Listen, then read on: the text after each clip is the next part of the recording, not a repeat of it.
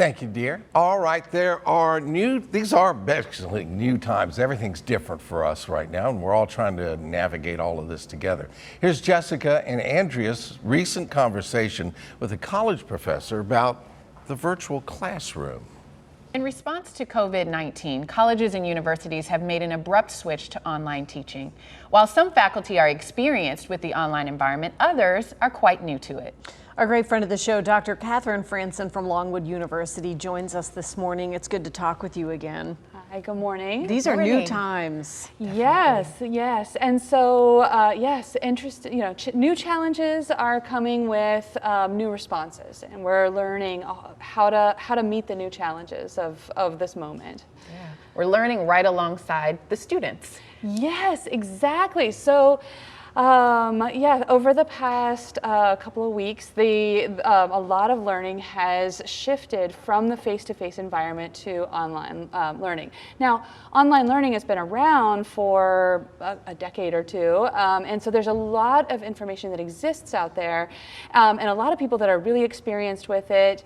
A lot of professors, I have taught some online and some face-to-face and some sort of more of a hybrid conditions. But not everybody has that experience. And even though I have some experience with it, I'm by no means an expert. There are people who study this and who know best practices of the teaching online. And it's a very different world than teaching in a face-to-face environment. So let's have this perspective that we're all learning alongside of each other, because there are typically many faculty members who have not done this before. There are certainly students who have not done this before, and it's happening in the middle of a school year or a college term. So all of a sudden, this is happening, yes. Right? And you have to shift gears because you still have responsibilities on both ends to make this happen. Yes. And so some of the challenges can include the fact that we are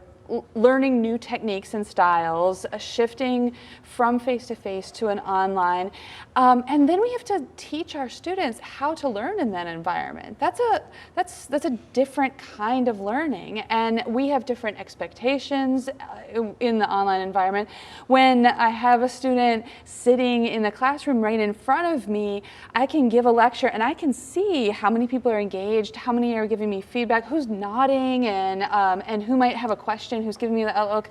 You don't have that in an online environment, or it's really hard to achieve that. So how do we find new ways of achieving that kind of thing? How do we make sure that students are listening and watching lecture material, and that we're finding out if they are understanding and where we can provide more information for them?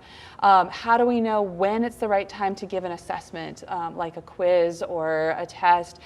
And then there's all of these complex environments like chat rooms, whether they're oral chat rooms or typing. There's there's discussion boards. There's a ton of different resources, and so this is there's a lot more to it. And in fact, I have found that teaching online is actually harder in many ways than teaching in the face-to-face environment. Yeah, I had the opportunity to teach at a local university as well, some online and some in person or somewhat hybrid. And what I found was that for the online courses, sometimes having a video component where they can see you real time is really key through Zoom call and through other resources. For educators who are transitioning into this environment, what are some of the tools that you like to use or that you suggest in a kind of very real-time, high-speed transition? Yeah, well, what's amazing is that there's this growing network of people. We have networks on our campuses led by our faculty development offices and digital education offices that they have always been there to support us, and now those are the heroes behind the scenes that are stepping up to assist in this transition. And so that's the number one place to go, is because each university has a different combination of software and hardware and interactions. So starting with those folks is the right first step.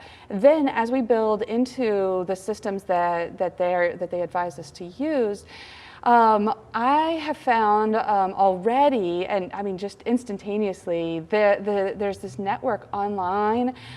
Some of the different groups of faculty that I belong to, where I usually go to find ideas of like, oh, how would I teach this topic? What's a new and innovative way? You know, hey, I'm bored with my lecture. I want to spice it up with a new lab activity or something.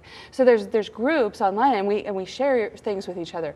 Those groups have created Google Sheets that people are adding ideas to through, you know, across not just our country, but across multiple countries. They are providing resources to each other. They're giving ideas. And so what's great is that at any individual university, you have specialists, but usually you don't have somebody that teaches the same classes that you teach. And so by looking to our colleagues across the globe, we're finding people who teach the same thing, but in slightly different ways, and they may have more experience with the online environment, so they've got ideas. It's fascinating because really until you said that, I wasn't having the warm and fuzzies about this whole experience, but I think maybe there could be some things that evolve as this continues to expand that will shift into positives, and I guess it's a positive too that we get to continue the learning traction. Thank you for being back with us. Thank you. Appreciate it. It's a whole new day. For more information, we will have a direct link on our website. You can find that later today, WTVR.com/VTM. Stay tuned. We'll be right back.